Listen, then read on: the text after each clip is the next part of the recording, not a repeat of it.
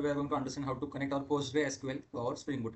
So for now there is an error. I'll just resolve this for now. We'll solve it later. Now if we need to connect any database, we need to first of all go to our application.properties. Now where is this file present? Again, as I told in our previous video, it is present in our resources folder. It is an important folder here. And in the application.properties, we can mention our database properties, several. So first of all, you need to go to our pgadmin. So as I already stated in our second video that we will need to install the pgadmin. So as you can see, I already installed here. You can check any particular video to install this or download this. Inside, during this downloading, they will ask you to mention the name and also mention the password, which will be required during our connection. So what do we need to specify in our application.properties? So first of all, we need to specify spring.datasource.url. You can see here there is an URL. Now what is the URL? It is nothing but a URL to our database. If you remember in our second video, we got an error regarding this URL because it was not mentioned here. And therefore we downloaded the inbuilt H2 database. But now we are going to use our own database. So we need to mention the URL.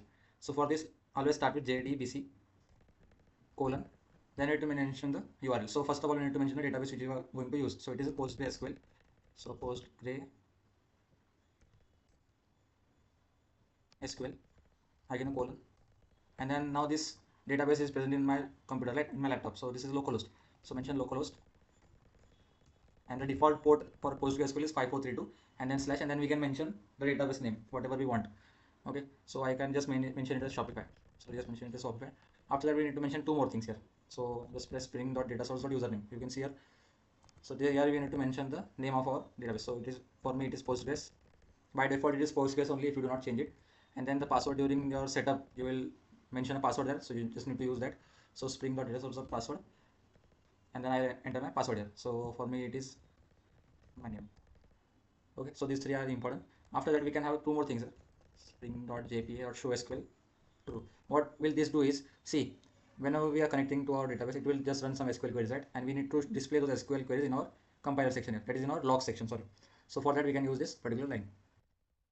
And another line which we need to add is spring.jpa.hibernate.ddl auto. And we need to set it as an update. What will this do is, see, first of all, we'll have some certain models. Okay, we are going to create models in the next video. But then initially there is no tables, right? Each model represents a table in our database, but initially there are no tables. So what this line will do, it is instantly create the tables in our database. So okay, these are the 5 lines enough for our connection. I'll just stop the connection here and I'll rerun the application.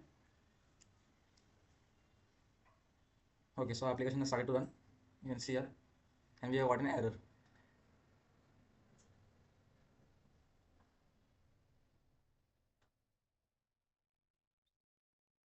So if you read this error particularly here, it mentions that database Shopify does not exist. This is because we are not created our database name Shopify here. Because see, in our URL mentioned we need to use the database Shopify. We are not created it yet. So let's just create it now. So if you come below, okay, I already created this database for my previous project, this project only. So I'll just create a new project here. So create a new database here. So create database. Now the name of the database is Shopify.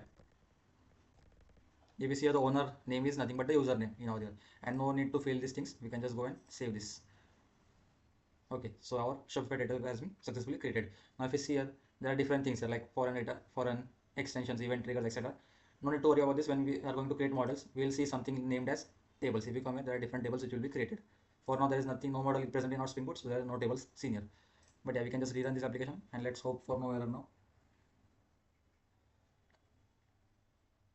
There we go. So Tomcat server started on port 8081. So we are successfully connected our PostgreSQL to our Spring Boot application. That's all. In the next video, we'll start with the model creations.